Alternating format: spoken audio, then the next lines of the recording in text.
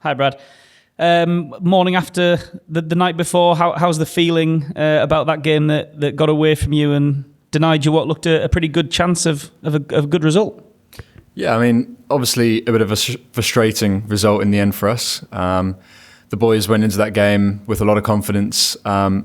We've had a pretty decent run up over the last couple of weeks, and we feel like we're in a good position to win some games out here.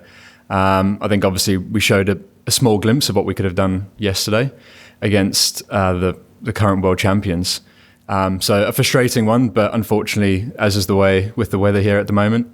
But yeah, I think all in all, we're happy to come out here and play our cricket and do what we do. So all good. The target last night was going to be 109 off 10 overs. Partly it was going to be your job to stop them getting that. With a view to getting that ball in your hand, did you feel like that was something you guys were going to get over the line?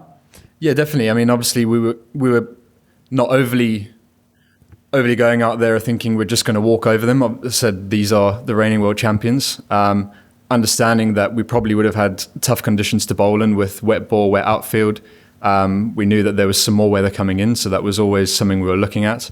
But definitely a defendable target. I mean, they would have been chasing 11 and over. Yes, they would have had 10 wickets in hand. But definitely something that our bowling lineup could have defended. And I think we're pretty confident going into that. That was definitely something we could do and achieve.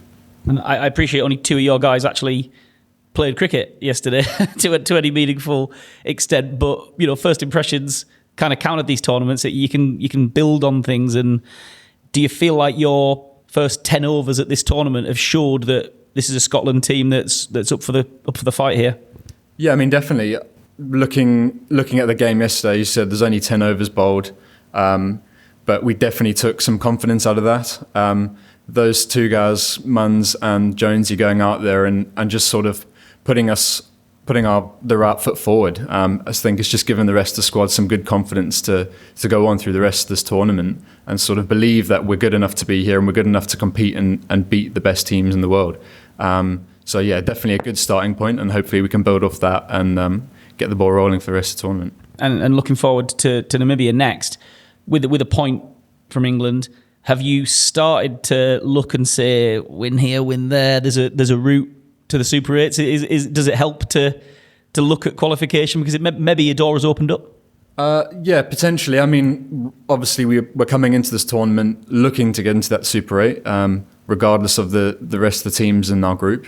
I said obviously it's something that guys look towards, but we're just taking it one game at a time. I know it's cliche, but realistically our best chance of getting into that Super 8 stage and competing and turning some big teams over is looking at tomorrow's game and then the Oman game after that. So just one game at a time. We'll take the belief in what we've done yesterday into those games. How do you view the Namibia contest? I guess it's psychologically a slightly different thing going in against an England team. The sort of the scales are slightly different in terms of their resources, their depth of squad. It's maybe a little bit of a tighter game. And does it change how you go in and how you think about the match? Not necessarily. I think at the end of the day, every game at a World Cup's a big game, regardless of who the opposition is. So nothing changes in terms of process and preparation. Guys are still going to turn up to training today and do what we do as if we were playing England or India or whoever it may be tomorrow. So I don't think that changes anything. Obviously, the mindset might be not slightly different, but you might turn up and yes, we might not have as big a crowd watching us, but we still know it's just as big a game and we need to win to really compete here. England were the favourites, certainly before the game they were. Are you favourites tomorrow? I don't know. I said, obviously we're going into the game with the belief that we're going to win. Namibia have obviously come off a win in their first game, so they'll be riding high. And they've got a really good, strong squad. But I think in our eyes, we definitely see ourselves as favourites because we know that these are games we can and we should win. And you know these parts quite well. You've played here before. Can you tell us a wee bit about your experiences over here in the Caribbean? Yeah, I mean, I've obviously been lucky enough to come out here on some pre-season tours with Hampshire.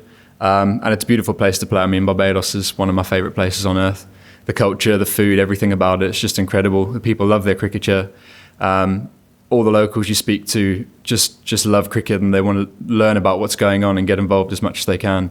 So it's quite refreshing to come here and see the love and the passion for the game. And hopefully we can put on a pretty good show for them.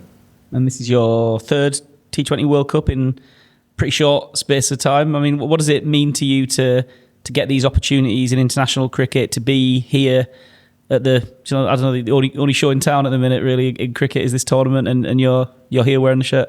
Yeah, I mean, it's amazing. Every opportunity to put the Scotland shirt on is an incredible one, and one that I'll cherish forever. So you've just got to enjoy the moments that you're living in. We said that, it was one thing we said yesterday in the game. Enjoy the moment, enjoy the atmosphere, the pressure, the crowds, live in those moments. And obviously World Cups provide us those opportunities. Unfortunately, we haven't had a huge amount of opportunity to play against some full strength teams over the last few years. But these T20 World Cups and the 50 over World Cups definitely give us the opportunity to show people what we can do, and hopefully gain the respect of some other big nations, that we can compete and win against them, and potentially give us some more opportunity to play against them. Obviously, there are guys in your squad and a couple outside the squad who you have to do a bit of negotiating about county contracts and when you can play for Scotland. You know, with that in mind about how important it is to you to get the chance to play on a stage like this, was there any debate with Hampshire about whether you would be coming? Did they seek your input about what you wanted to do? How did it play out? Yeah, obviously it's a bit of a tricky one because primarily guys will be contracted with your counties, but I mean, I was pretty open and honest with them. I said, listen, I want to go to the World Cup. I want to be available for selection. And they were pretty happy with that. Obviously, they understand that it's an opportunity to go out there and play against the best of the best. So if anything, it's a learning experience, and I can take these experiences and these learnings back to Hampshire and hopefully make them a better side. So they've been pretty open, and I've been very lucky that they have been. It's not always the case with some teams. But yeah, so it's set me in a pretty good stead. Brad, just to ask you a bit more about when you came over and played. You were mentioning before some of the guys that you came up against. Can you tell us about what that was like for you and the boys? Yeah, I mean, obviously, I said lucky to have played in those pre-season sort of camps out here for Hampshire. Mentioned that we played in their 50 over comp in 2018, which is an amazing experience.